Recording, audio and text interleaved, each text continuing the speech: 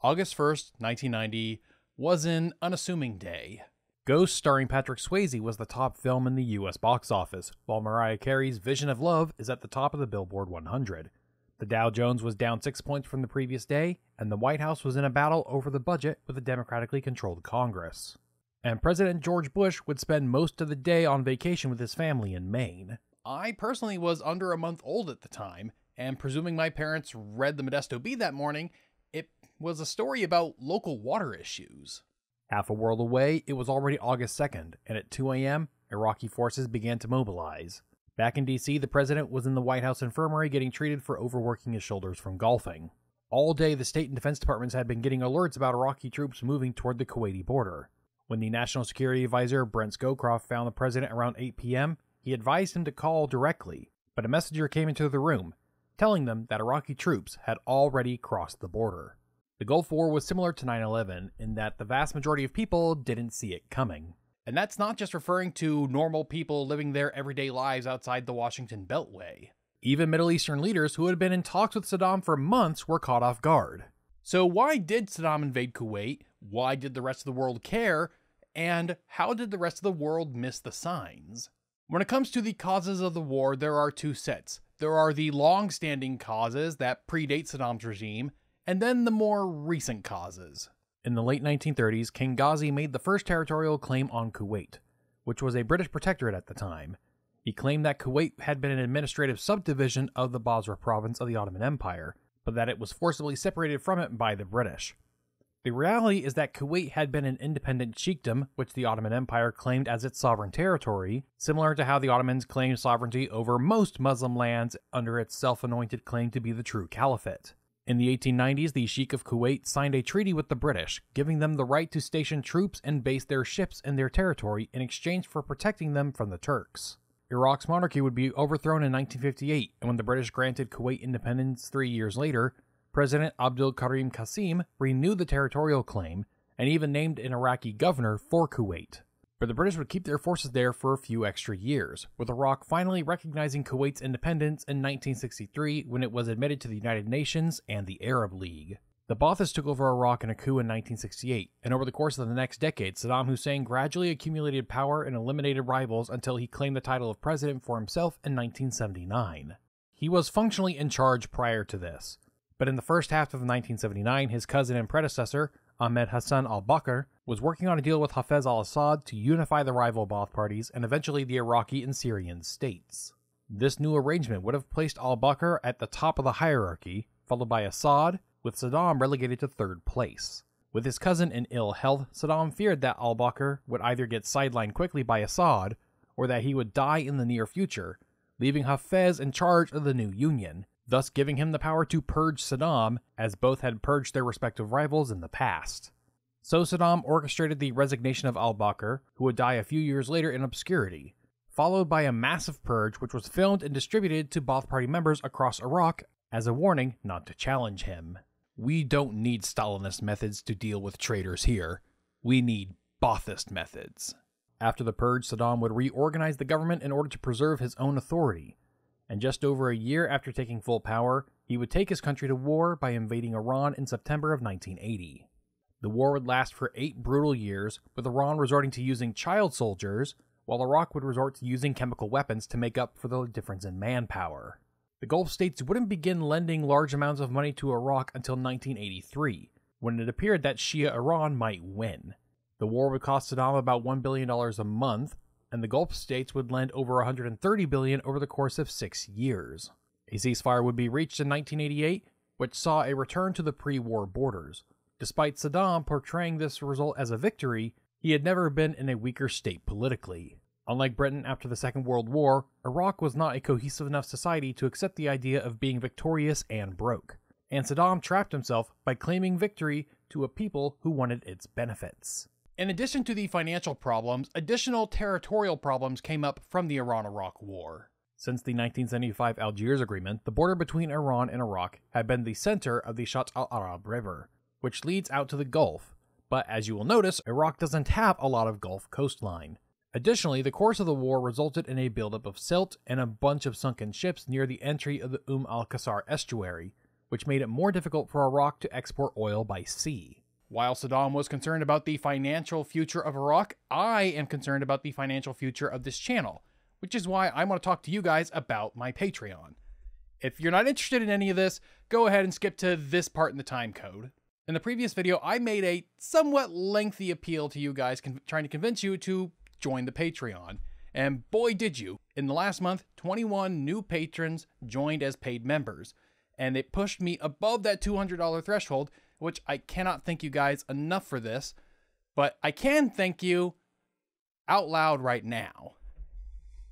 So a big thank you to Alexander Degenhart, L'chaim, Cyan McCormick, M.I., Brian Fowler, Derek, Blackpill Menace, Tyler Boyce, Tyler, Angelo Rousio, Sierran DC, Jordan R., Brad Reddick, Peter M., No Phase, Jamie Tulich, Noel PTR, Gilad Levy, David Matlock, Young Chino, and Glenn. Apologies if I mispronounced any of your names there. Some of them were in languages that were not English. Their support is helping me hit the next Patreon threshold, which will allow me to offer annual memberships to people who sign up for the Patreon. But I need to hold this until the month of June, so I would encourage you guys, of course, those of you who have already signed up, to stay signed up for the next couple months. But I would ask those of you who are still on the fence but really like the content you see here and want to see more of it to sign up as well, especially if you have the means to do so. Because when you run a Patreon, inevitably there is a bit of attrition. People drop out for one reason or another. So if I could get you guys to sign up or stay signed up, that would be gratefully appreciated. I'm also looking to set up more perks for members, as well as establishing a milestone system for the Patreon so that we could celebrate hitting various monetary goals with giving you guys something you want, like tying various video topics I know I've been getting asked to make for years to various levels, such as like I've had tons of people ask me, oh, I want to see you make a video about our Nazi socialists, or a video about the history of Armenian genocide denial. And yeah, I am very open to doing those subjects, and I'm more than willing to tie those to various monetary thresholds, but still talking with the patron. So if you're interested in those things and seeing them happen sooner rather than later, join the Patreon and see. But of course, I know most of you join the Patreon because you think what I do here has some value, and you want to see me make more. And I want to thank you all from the bottom of my heart. Thank you so much. Your support allows me to rest a little easier when a video doesn't perform as well, or when the sponsors aren't rolling in. It's all greatly appreciated. So if you have the means to do so, or the interest, then go to patreon.com/casualhistorian and sign up. Now with that out of the way, let's get back to the history. So between Iraq's financial situation and Saddam's own political concerns, it's obvious why he would care, but why would America care so much about Kuwait being invaded?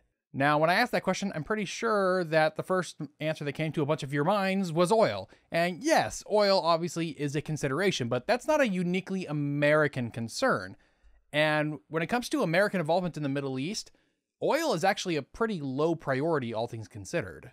As an aside, if you ever need an example of how corporations in general, but oil companies in particular, don't control U.S. foreign policy, just take a look at the relationship between the U.S. and Israel. Since 1948, oil companies have been asking the U.S. government to distance itself from Israel. Since most of the oil industry in the Middle East is state-owned, if a foreign company wants access to that oil, they need to placate those governments. And those governments hate two things above all others. They hate the mere existence of Israel, and they hate that the U.S. is so friendly with Israel, which is why non-American oil companies have typically thrived in the region more so than American ones. If the oil companies had had their way, the Wikipedia page for modern Israel would show an end date in 1948, 67, or 73. And since 1945, the top priority of U.S. foreign policy in the Middle East wasn't securing access to oil for American or European companies, but denying Soviet influence. The Truman Doctrine saw a global push to contain Soviet influence by providing arms to democratic countries resisting communist aggression. This would be followed up by the Eisenhower Doctrine, in which the U.S. would provide assistance to any country facing threats of armed aggression, in the form of arms sales in the case of Egypt and Israel, and in the form of boots on the ground in the case of Lebanon in 1958, the latter of which was far less common. Throughout the 1950s and 60s, the US relied on the waning British Empire to exert direct military and political influence. With the independence of Kuwait in 1961, it looked like the British might be pulling out of the region, but President Kennedy would ask Prime Minister Harold Macmillan to keep British troops in the region longer, so the US could focus its forces on other theaters such as Southeast Asia. But as the decade continued, the Kennedy and Johnson administration wanted to pivot toward Arab solutions to solve regional problems. This was because the US military didn't have much of a footprint in the region aside from the occasional naval patrol. The US would lease the use of airfields and ports in former British colonies, but this was mostly used for transporting US troops from Europe to Asia. But in 1964, the Labour Party took power in the UK, and they were less keen on maintaining Britain's overseas positions. This was combined with the ongoing civil wars in North and South Yemen, in which the British were arming monarchist factions against Soviet-backed Republican forces. And then Britain's oil supply was hit with the double whammy of the Six-Day War and the Nigerian Civil War. By the end of 1967, Harold Wilson's government realized the only way they could make the budget work was if they abandoned all of their holdings east of Suez, with the exception of Hong Kong, which they would hold on to until 1997.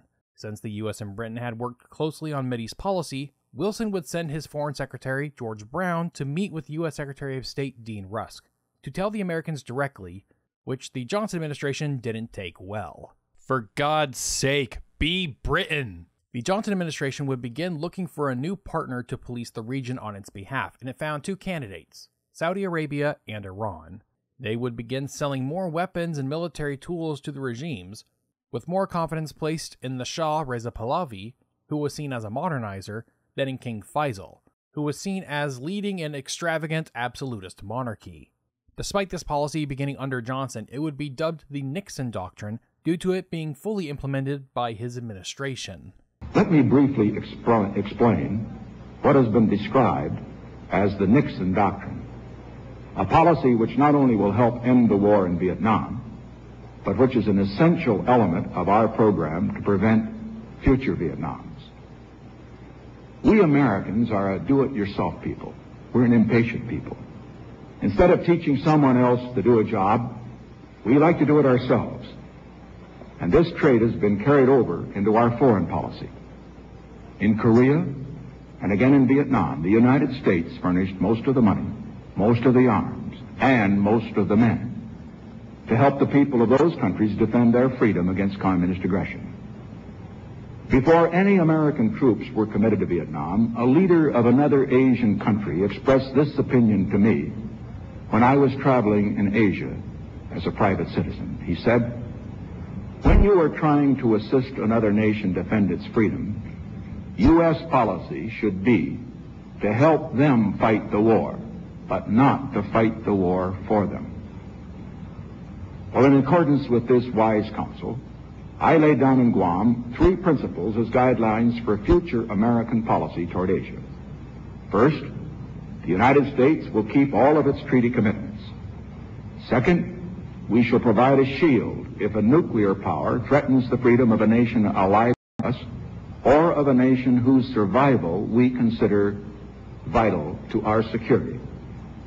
Third, in cases involving other types of aggression, we shall furnish military and economic assistance when requested in accordance with our treaty commitments.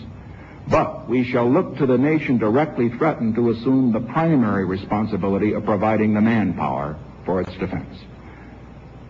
After I announced this policy, I found that the leaders of the Philippines, Thailand, Vietnam, South Korea, other nations which might be threatened by communist aggression, welcomed this new direction in American foreign policy. It also happened to dovetail nicely with Vietnamization, which was another effort of offloading the military aspects of U.S. foreign policy onto a regional ally. Both Saudi Arabia and Iran would begin increasing their military budgets, especially in the aftermath of the Yom Kippur War's oil embargoes. But of the two, Iran was the more enthusiastic, going so far as to help put down a Soviet-backed uprising in Oman with Iranian commandos in 1973. And despite Nixon's personal unpopularity, the Nixon Doctrine as policy remained popular with his successors, including Jimmy Carter. However, the Iranian Revolution turned a staunch ally with a steady supply of US arms into an enemy that needed to be blunted. The first step was to begin selling more weapons to the Saudis, which was initially approved by the Carter administration and continued by President Reagan. The Saudis needed the friendship, and, if necessary, the help of a great power in defending their oil fields.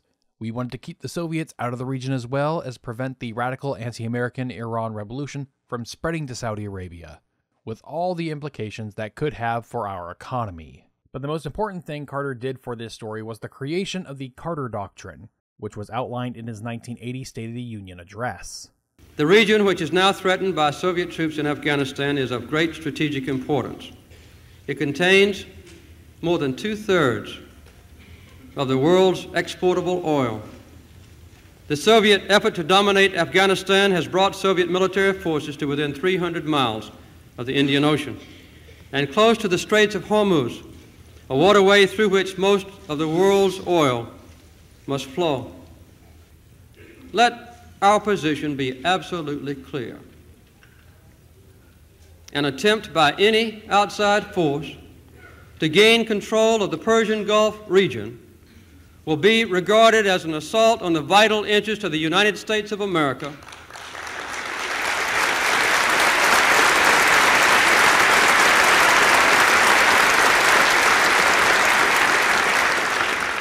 and such an assault will be repelled by any means necessary, including military force. And although Carter didn't aid Saddam directly when Iraq invaded Iran later that year, he did little to inhibit the attack, with the UN Security Council not acting until a month later, and even then simply calling for a ceasefire without a demand for Iraq to withdraw from Iranian territory. Now, there is a pretty widespread myth that the Reagan administration sold weapons to Iraq during the Iran-Iraq War, which is not true.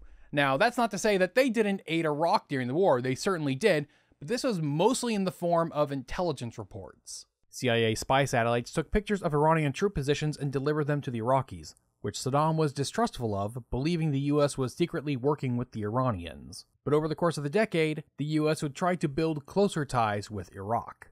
With the fall of the Shah, our first choice as the stabilizing force in the region, the United States turned to a policy of balancing off Iran and Iraq.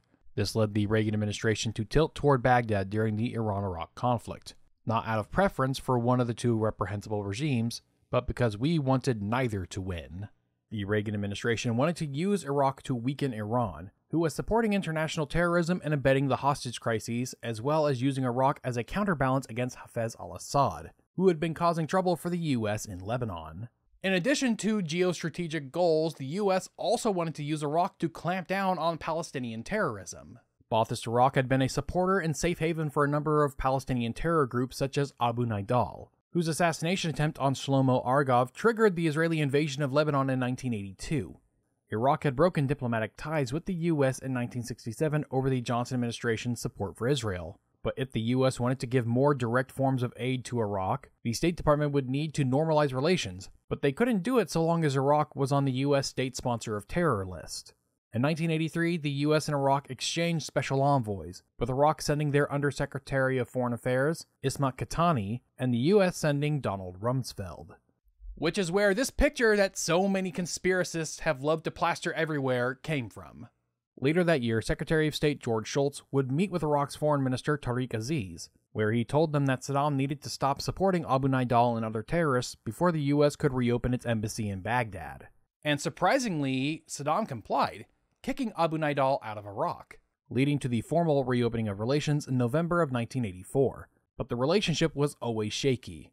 When the Iran-Contra scandal was uncovered, this validated every paranoid thought Saddam had. The US was working with the Israelis to sell arms to the Iranians. Now, when you understand the actual history around the scandal, you know that it was not about America aiding Iran against the Iraqis, but that was the functional outcome. And Iraq made it difficult to maintain formal relations when they began using chemical weapons against the Iranian child soldiers and human wave attacks. And it was even harder when they started to deliberately target the Kurds of northern Iraq. Due to most of the Iraqi military being placed on the front with Iran, the Kurds were largely left to their own devices. But in 1987, Saddam would place his cousin, Ali Hassan al-Majid, in charge of the north, and basically gave him carte blanche to re-establish Baghdad's authority. He was tasked with depopulating a collection of rural areas referred to as prohibited zones, and between April and June of 1987, they bombed them with chemical weapons, and anybody who survived the attacks were abducted from the hospitals and never seen again. This resulted in over 700 villages being razed, and the only reason they didn't finish the job then was a manpower shortage. This campaign, known as Al-Anfal, would resume in February 1988, where the military began nighttime attacks on the headquarters of the Patriotic Union of Kurdistan and finished it in September with their attacks on the Kurdish Democratic Party. This is probably one of the most blatant genocides ever recorded, to the point where the Iraqi regime didn't even try to cover it up. And for years after, Iraqi media would celebrate the anniversaries of the attacks. They were so brutal that during the 1988 election, Vice President Bush declared that violators of the chemical weapons treaties should be punished. But it was easy enough to condemn foreign dictators when you didn't have to deal with them yourself. But after he won the November election, George Bush and all the members of his administration would have to confront the political realities they were faced with. The same Reagan administration, famous for steering a straightforward course in its policies toward the Soviet Union, was now notorious for running circles in the Middle East. Security concerns had led it to attack Libya while coddling Iraq, and to arm both Saddam and the leaders of the Iranian Revolution.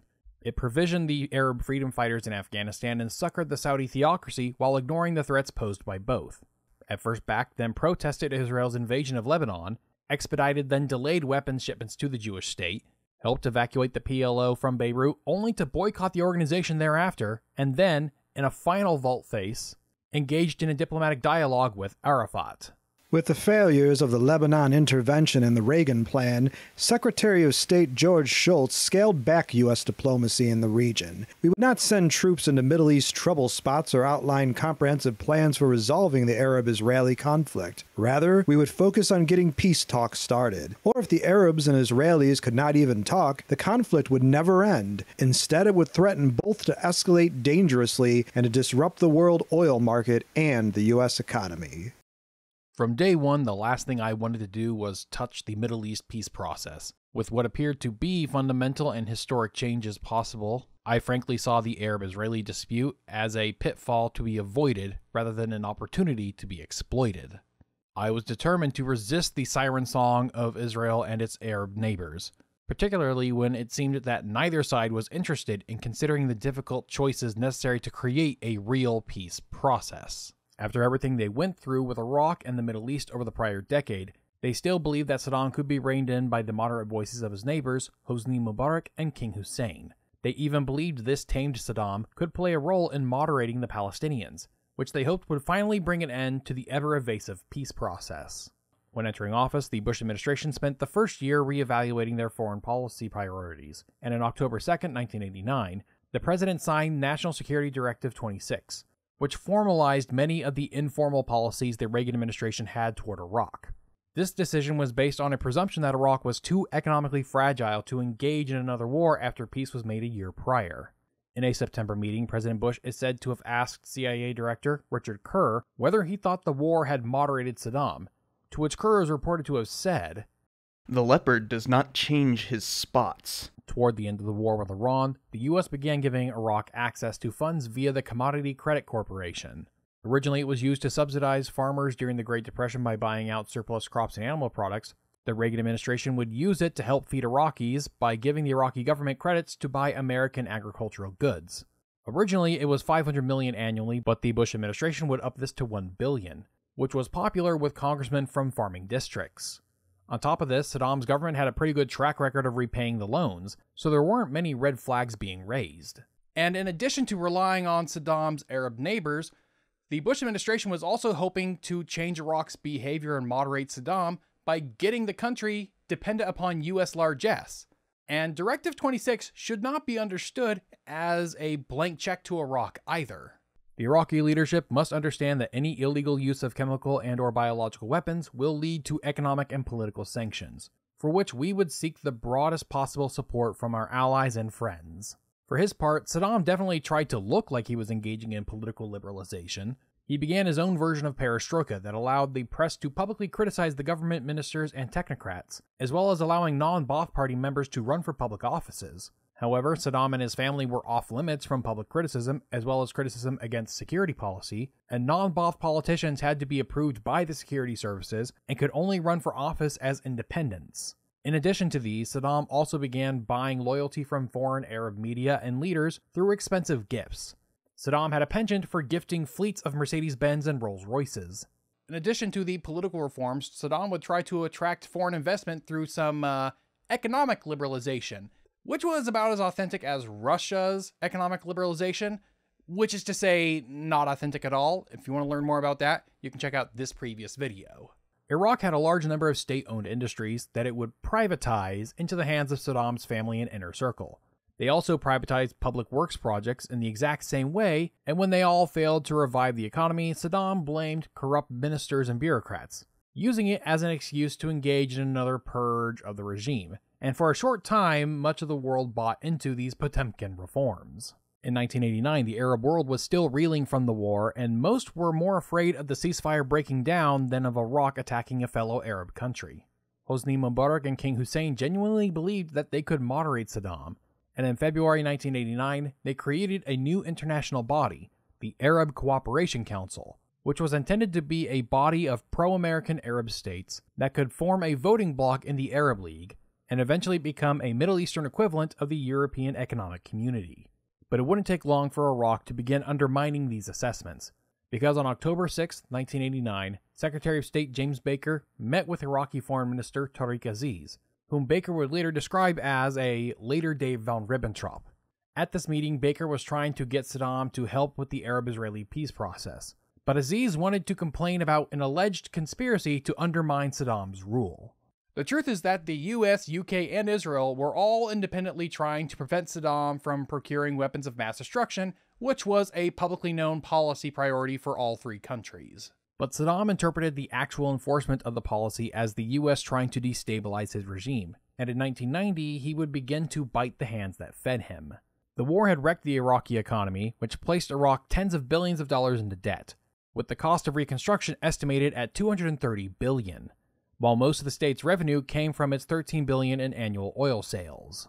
It would take 21 years of oil revenue just to make up for the cost of the war and reconstruction at that point, not including the cost of actually running the government for those next 21 years. And so, given Iraq's massive debt woes, Saddam would begin a campaign to alleviate them. On February 12, 1990, Saddam held a rare meeting with US officials below the rank of cabinet secretary. Speaking with Undersecretary John Kelly and Ambassador April Glaspie, Saddam complained that there were too many U.S. ships in the Persian Gulf and claimed this was part of an American conspiracy. What do I see when I look south? Lots of ships. Lots of ships, yes. They're warships, naval ships. Whose ships are they? I believe they're American warships. Why would there be so many warships in the Gulf when there is no war? Could it be that they are aiming at me? Kelly told Saddam that the U.S. has had ships stationed in the Gulf since 1948, and that the number currently there was actually lower than the historical average, and that they would continue to patrol the region for the foreseeable future. But Saddam dismissed this, saying they were not needed. The U.S. government felt that Saddam was being ungrateful towards the U.S., especially for the U.S. removing Iraq from the state sponsor of terror list, which not only let the U.S. give them more aid and open more trade, but encouraged the rest of the world to trade more with Iraq. And this was in addition to the U.S. overlooking Saddam's use of chemical weapons during and after the war. But Saddam would also become increasingly hostile towards his Arab neighbors. 2 weeks later, Saddam attended a meeting of the Arab Cooperation Council in Amman, Jordan. At this meeting, Saddam began to speak of a conspiracy of the US, UK, and Israel to control the world's supply and price of oil, and that the Arab world should pull its investments out of the West and put their money into the USSR. The country will have the greatest influence in the region through the Gulf and its oil, will maintain its superiority as a superpower without equal to compete with it. This means that if the Gulf people, along with all Arabs, are not careful, the Arab Gulf region will be governed by the wishes of the United States. Prices would be fixed in line with a special perspective benefiting American interests and ignoring the interests of others. Saddam suggested that they should all be more belligerent toward the US, claiming the Americans didn't have the will or conviction to sustain casualties, citing their withdrawal from Lebanon in 1984. He also began demanding that the Gulf states need to extend more loans to Iraq and forgive those given during the war. Let the Gulf state know that if they do not give this money to me, I know how to get it. Iraq would attract negative attention in the international press in March of 1990, when they executed a foreign journalist. Farzad Bazoft, a British journalist of Iranian heritage, was invited to northern Iraq to cover the elections happening in Kurdistan. But while in Iraq, he went to investigate an explosion at a munitions dump, where he tried to get a soil sample to test to see if there had been chemical weapons. Bazov was arrested by Iraqi authorities and forced to confess that he was an Israeli spy, for which they executed him by firing squad on March 15th, after which his body was dropped off at the British embassy in Baghdad, which sparked international outrage, and it would especially anger the British public, with Margaret Thatcher publicly condemning Saddam and his regime. Iraq was a country which had used chemical weapons, not just in war but against its own people. Saddam Hussein was not only an international brigand, he was also a loser who had done immense damage both to the Palestinian cause and to the Arabs, and who over 8 years had vainly thrown wave after wave of young Iraqis into war against Iran. But it wouldn't just spark outrage in Britain, but amongst journalists in general. Whether it was because Bazov's position as a journalist meant his case attracted more attention than Saddam's myriad other victims, or because his execution occurred at a time when international concern was already being expressed about Iraq's human rights abuses and development of weapons of mass destruction, Bazov's judicial murder proved to be a watershed in the West's relations with Baghdad.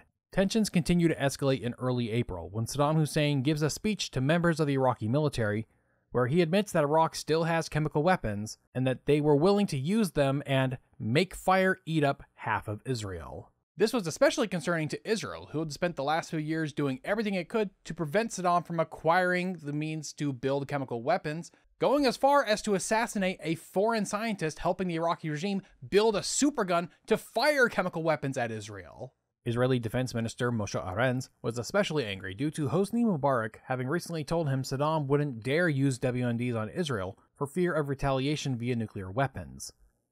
Concerned about this heightened rhetoric, Ambassador Glaspie sent a message from Brent Scowcroft to Saddam to warn him about escalating regional tensions, all the while trying to maintain warm relations. As concerned as we are about Iraq's chemical, nuclear, and missile programs, we are not in any sense preparing the way for a preemptive military unilateral effort to eliminate these programs. 2 weeks later, a delegation from the U.S. Senate visited the Middle East, and at the request of Secretary Baker, visited Baghdad to meet with Saddam in order to reinforce the administration's message that they were not involved in the Israeli operations, and that the words of the U.S. media were not representative of the White House's views. Daily the Arabs hear scorn directed at them from the West. Daily they bear insults. Why? Has the Zionist mentality taken control of you to the point that it has deprived you of your humanity?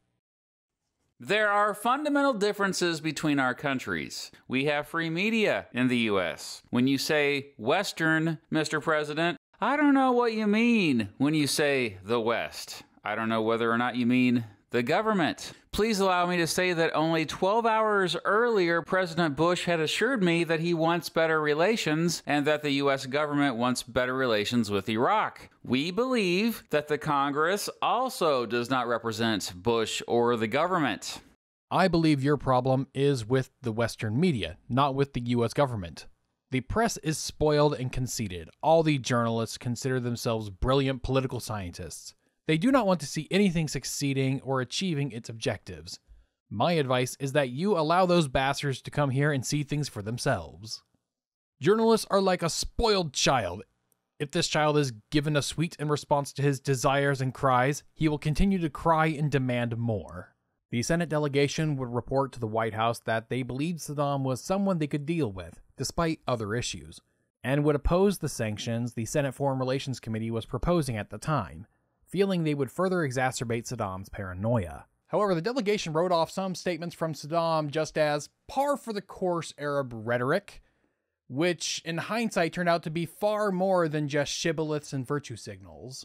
The right of the Arabs to possess any weapon their enemy possesses. Iraq does not possess atomic bombs. If we did, we would announce that, to preserve peace and to prevent Israel from using their atomic bombs. And U.S. intelligence would continue to write off Saddam's increasingly hostile language, such as an interview with Yasser Arafat shortly after his meeting with the Senate delegation. We will fight America, and with God's help, we will defeat it and kick it out of the whole region. If America strikes us, we will hit back. Maybe we cannot reach Washington, but we can send someone who has an expensive belt. In May, Saddam called an emergency summit of the Arab League in Baghdad. The public purpose of this conference was to discuss the impact the collapse of the Soviet Union would have on the region, as well as to issue a joint condemnation of the migration of Soviet Jews to Israel. Now, this was also intertwined with the recent killing of 7 Palestinian workers at a bus stop near Tel Aviv, which was followed up by the U.S. vetoing a UN Security Council resolution to have UN observers sent to the West Bank and Gaza. But after the public proceedings came the private meetings, where the Arab states would hash out their inter-Arab conflicts. Saddam used this summit to complain about how low oil prices were, and blamed an as-of-yet unnamed set of Arab Gulf states for overproducing. Of course, most of them knew he was referring to Saudi Arabia, the United Arab Emirates, and Kuwait, whom Saddam had been inserting into his conspiracy theories about the US, UK, and Israel in private discussions.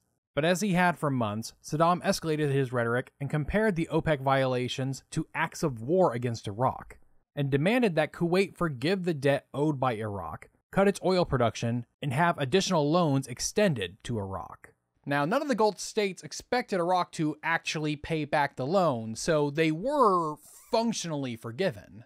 But the smaller states, such as Kuwait and the UAE, wanted to keep the debts on their ledgers in order to maintain some kind of leverage over Iraq in international negotiations, and thus refused to forgive the debts. Although not naming names, Saddam began to issue threats at the summit.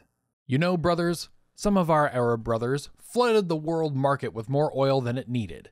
War is fought with soldiers and much harm is done by explosions, but it is also done by economic means. We have reached a point where we can no longer withstand pressure. Back in Washington, debate with the Bush administration began to percolate over whether to start pressuring Saddam to cool the rhetoric. The National Security Council opposed suspending credit or enacting sanctions on Iraq, fearing it would exacerbate Saddam's paranoia. But the State Department was becoming more skeptical of the policy toward Iraq. Our policy is based on an illusion that we can moderate this guy. Concerned with Saddam's increasing belligerence toward the U.S. and its neighbors, Secretary Baker has Ambassador Glaspie send another message to Saddam. Iraq will be on a collision course with the U.S. if it continues to engage in actions that threaten the stability of the region, undermine global arms effort, and flout U.S. laws. By early June, Saddam had begun planning for an invasion of Kuwait. He met with leaders of the Republican Guard and ordered Lieutenant General Ayad al-Rawi to draft detailed plans of attack, and began air surveillance of Kuwait, and then delivered the orders to ground commanders. By early July, Baghdad had decided that annexation would be the ultimate goal of the invasion, which would be referred to as Project 17. It wasn't until July 15th when Iraq explicitly named Kuwait and the UAE as the culprits for keeping oil prices down. In a formal memo to the Arab League, Tariq Aziz demanded that Kuwait forgive Iraq's debts, and accused them of slant drilling, extracting an additional $2.4 billion worth of oil from the shared Rumaila oil field, and demanded that they pay an indemnity to Iraq of at least that much. He then accuses Kuwait of conspiring with non-Arab powers to economically cripple Iraq over its increasing support for the Palestinians. Additionally, he then demanded that the Gulf states all donate money to an Arab Marshall Plan to rebuild Iraq. What should be noted is that nowhere in this memo does Aziz mention Iraq's territorial claims on Kuwait. Despite increasing debate within the administration over its Iraq policy, the president's time had mostly been occupied with the deterioration of the Soviet Union, as well as the debate with Congress over the budget. Additionally, Hosni Mubarak and the Saudi ambassador, Prince Bandar, had asked the Bush administration not to provoke Saddam and allow them time to find an Arab solution to the crisis. OPEC negotiations were held in Geneva, where Iraq got an agreement with the Kuwaitis, Emiratis, and Saudis to raise oil prices, and for a renewed commitment by OPEC to enforce quotas. In addition, Kuwait and the UAE agreed to opening up bilateral talks with Iraq. Since the CIA hadn't detected any significant troop movements in Iraq, they didn't see the need to push for more aggressive actions, but this would quickly change. They detected the first troop movements on July 17th, with the Hammurabi Division of the Republican Guard deployed to the Kuwaiti border. The State Department responded with a statement saying the U.S. would ensure the continued flow of oil and would support the collective self-defense of the Gulf states. On July 19th, the State Department would also issue new guidelines to embassies in the region, which called on all of them to relay that the U.S. supported the resolution of all disputes peacefully, but that the U.S. would take no position on the bilateral concerns of Iraq and Kuwait, while remaining committed to improving relations with Iraq. But on July 21st, Saddam ordered another 30,000 troops to the border, claiming it was just a military exercise. On July 20th, Defense Secretary Dick Cheney met with the Israeli Defense Minister and Chief of Staff Moshe Arens and Ehud Barak. The Israelis presented evidence that Iraq was dangerously close to possessing a functional nuclear weapon, which was further along than U.S. intelligence had estimated. They then asked the U.S. for assistance with their anti-missile systems. Arens was also concerned about the growing closeness between Iraq and Jordan, fearing Saddam might post ground forces in Jordan, which he warned might require a preemptive attack on Israel's part. On July 21st, the UAE requested the U.S. participate in a joint military exercise, hoping to deter Iraqi aggression. The Saudis initially opposed the idea, but the British administration would approve the action, sending tanker planes for aerial refueling. The UAE then requested direct military aid, which the State Department initially refused, but after lobbying from General Norman Schwarzkopf of Central Command, the Defense Department agreed, with State reversing course a few days later. Major General al-Sani of Kuwait initially put the kingdom's forces on high alert, but the emir ordered them to stand down, believing that Saddam was just saber-rattling, and there were historical precedents to back up this belief. Back in 1973, Iraqi troops had crossed the border into Kuwait and temporarily occupied an abandoned military base, and then withdrew a couple weeks later. Additionally, Iraq had signed a non-aggression pact with Saudi Arabia in 1989, making it seem like Iraq wasn't interested in conflicts with its Arab neighbors. However, an NSC meeting was presented with evidence that the number of Iraqi troops gathering around Basra would reach 100,000 by July 24th, at which point Chairman Powell asked General Schwarzkopf to begin drafting measures to respond to a minor border incursion. The Pentagon didn't officially announce the arrival of its aerial tankers to the Gulf, but it would have Ambassador Glaspie deliver a secret alert to Saddam in order to avoid an accidental confrontation. This joint exercise with the UAE seemed to genuinely concern Saddam. On July 25th, Saddam would meet with Ambassador Glaspie under very unusual circumstances. She was taken to one of dozens of identical palaces Saddam had built around Iraq, and they'd driven her in a blacked-out vehicle for hours so that she couldn't tell where they actually were. When she finally met Saddam, he gave one of his trademark lectures on U.S.-Iraq relations, blaming the U.S. for numerous issues in Iraq and espousing various conspiracy theories about Zionists manipulating world events, which most Western diplomats had learned to tune out. I do not belittle you, but I hold this view by taking the geography and nature of American society into account. Yours is a society which cannot accept 10,000 dead in one battle.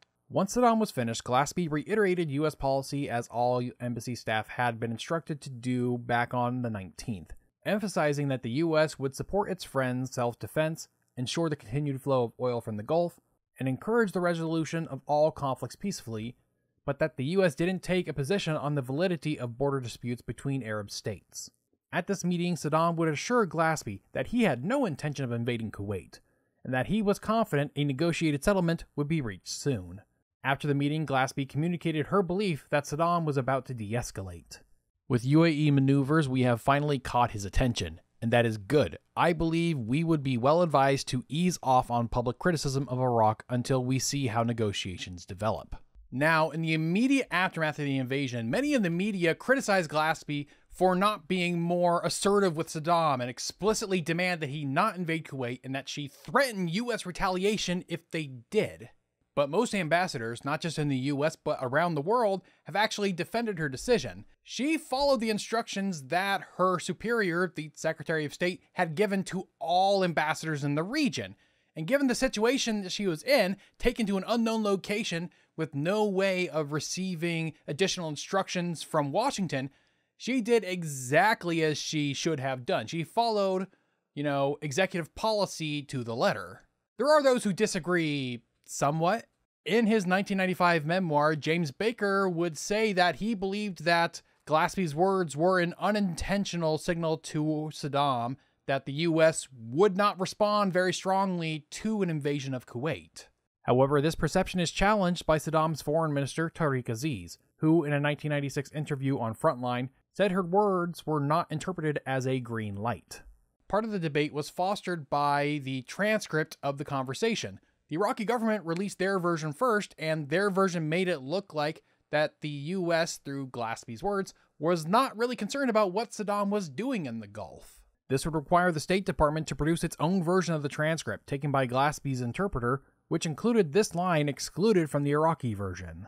Is it not reasonable for us to be concerned when the president and the foreign minister both publicly say that Kuwaiti actions are the equivalent of military aggression, and then we learn that many units of the Republican Guard have been sent to the border? Is it not reasonable for us to ask, in the spirit of friendship, not confrontation, what are your intentions?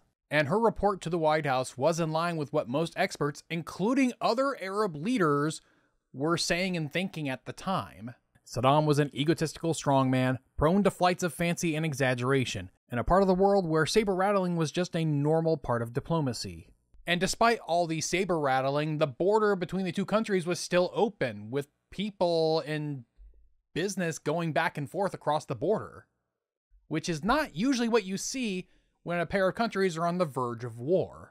The Iraqis camped right on the main road from Basra to Kuwait in plain sight. The road was still open to general traffic, and where military attachés from Baghdad to Kuwait were driving up and down the road, counting the troops as they drove along, confirming all that we could see from our satellites.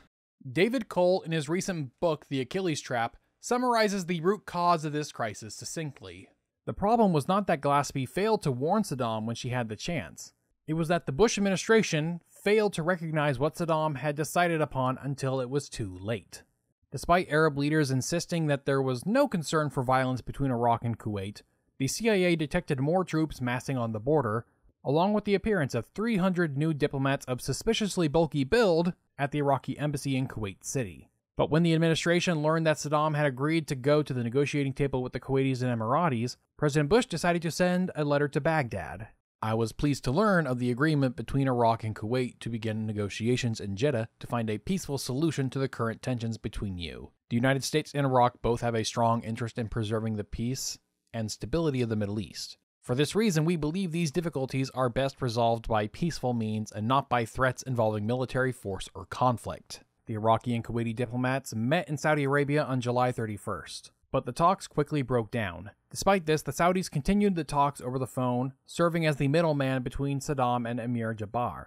Back in 1989, the Saudis had already agreed to forgive most of Iraq's debts, hence why Saddam was less antagonistic towards Saudi Arabia. King Fahd would try to convince the Emir to forgive the debts as well, and after hours of discussions, Javier agreed. King Fahd would call Saddam late at night on July 31st to tell him, "I have incredible news for you. The Emir has agreed to your terms," telling King Fahd that it was too little, too late.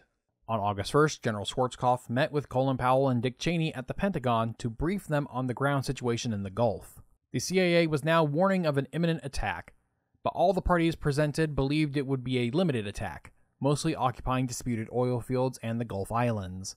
At which point Scowcroft suggested that the president should call Saddam personally to dissuade him from attacking. Schwarzkopf gave the NSC a list of potential options based on what assets the U.S. already had in the region. They debated the possibility of deploying additional Marine squadrons from Diego Garcia in the Indian Ocean, along with the USS Independence, which was already en route. But realizing this wouldn't have the desired effects unless Saddam knew they were coming from a public announcement, which couldn't be made without the president's approval. By the end of the meeting, they had begun receiving reports about Iraqi troop movements. Diplomats from the embassy were relaying the developing situation in Kuwait City. The war had already begun. With the benefit of hindsight, it's easy to argue that we should have recognized earlier that we weren't going to moderate Saddam's behavior and shifted our policy approach sooner, and to a greater degree than we did. And while I wish we'd focused more attention on Iraq earlier, given what happened, I remain unpersuaded that anything we might have done, short of actually moving armed forces into the region, would have deterred Iraq's invasion of Kuwait. Our approach to averting conflict, to warn against belligerent behavior, to make clear we would stand by our friends, yet continue to offer good relations for good behavior, had failed. Would a deterrent policy such as threatening to counter any Iraqi use of force have been more effective? Since Saddam later was not dissuaded from his course by pressure of 500,000 troops arrayed directly against him, it is not likely. Not all wars are avoidable.